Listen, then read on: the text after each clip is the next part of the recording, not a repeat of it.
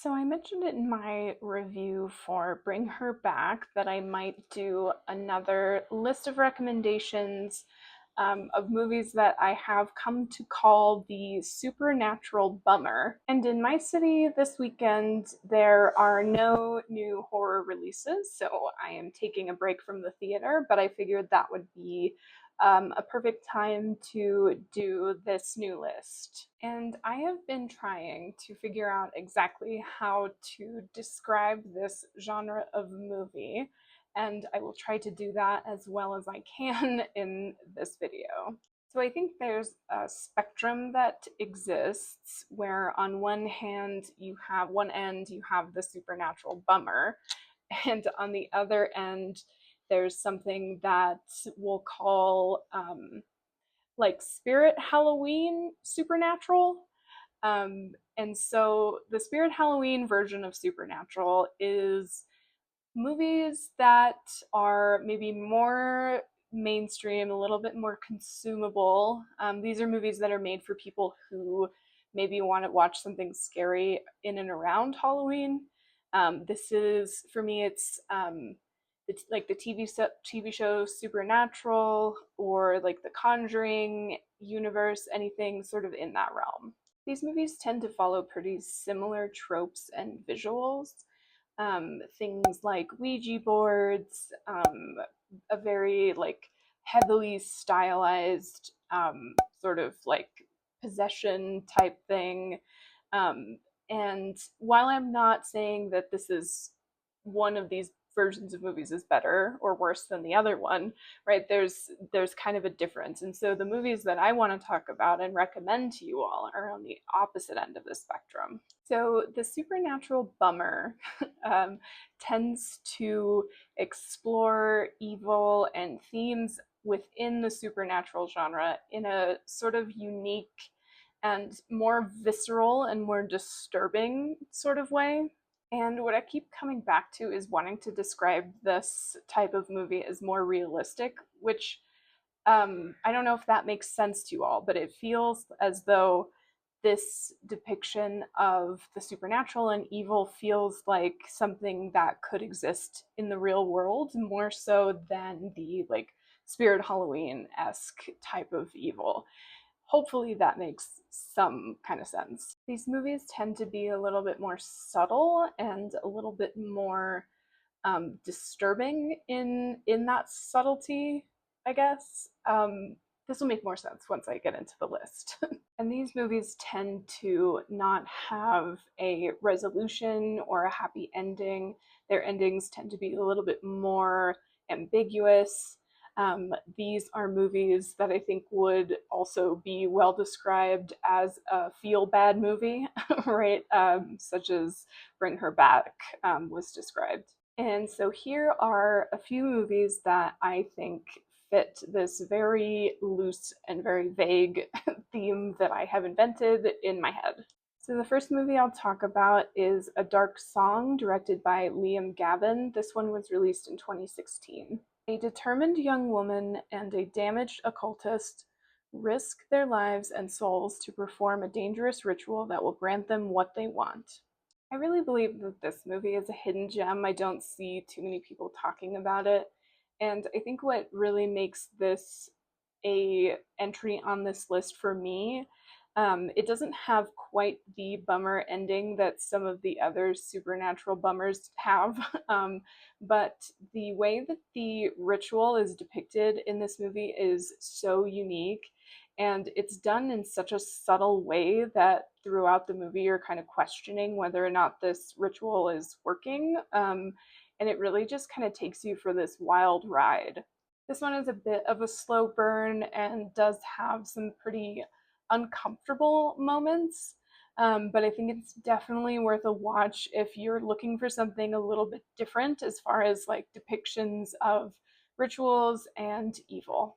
Next up is When Evil Lurks. This movie was directed by Damien Rugnat and was released in 2023. In a remote village, two brothers find a demon infected man just about to give birth to evil itself. They decide to get rid of the body only to end up unintentionally spreading chaos. So I have a personal connection to this movie just because it is Argentinian, and a lot of my family is from Argentina. So I was really excited to watch something from there. The Argentinians have kind of a unique way of writing horror, and one of my favorite authors, Agustina Bastarrica, who wrote Tender is the Flesh, is also from Argentina. And this movie is intense. I think last year or the year before, this movie was talked about a lot on TikTok as being something that was highly disturbing for a lot of viewers, and there's good reason for that. I think that the way that this movie depicts evil and possession is so unique and so nasty. um, it is a brutal watch, but it is a lot of fun if that is something that you're looking for. It's very well done, very well acted, and there's just a lot of kind of underlying lore to it that isn't something I've really seen in a lot of like possession movies. This movie also has one of my absolute favorite Letterboxd reviews. And while this movie is very good and I definitely recommend it, I would also recommend checking trigger warnings for this one, maybe reading the IMDb Parents Guide. There's some really difficult stuff in this movie, and it's definitely not something I'd recommend for the less seasoned horror fan. So, Damien Rugna is someone who I think really has the concept of the supernatural bummer down, and this is depicted in his directorial debut, Terrified, from 2017. When strange events occur in a neighborhood in Buenos Aires, a doctor specializing in the paranormal, her colleague, and an ex police officer decide to investigate further. So, the cover of this one alone was enough to get me intrigued. I didn't realize that this movie and When Evil Lurks were directed by the same person, until I sort of started looking into them a bit more. This movie has some really, really spooky visuals. It's not quite as shocking and disturbing as When Evil Lurks, but it is very, very unsettling. This next one is probably the most scared I've been watching a new release at home in the last couple years, at least. And that is Oddity, written by Damien McCarthy and released in 2024.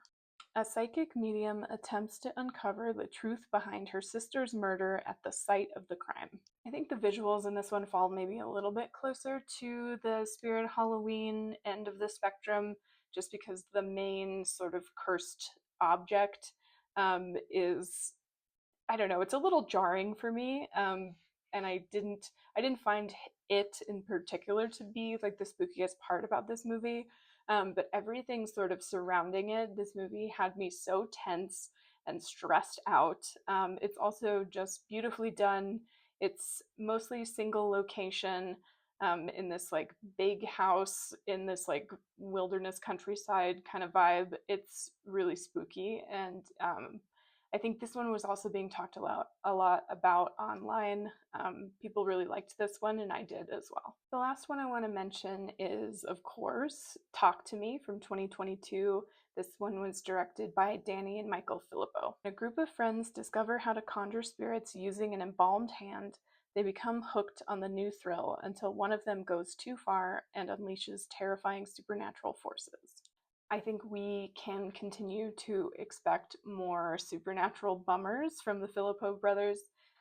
It is something that they project very, very well in their movies, as well as just some really brutal visuals, and some interesting kind of lore surrounding them. This movie also has one of my favorite horror movie montages of all time. If you've seen it, you know what I'm talking about. Let me know what you think about supernatural bummers as a subgenre of horror.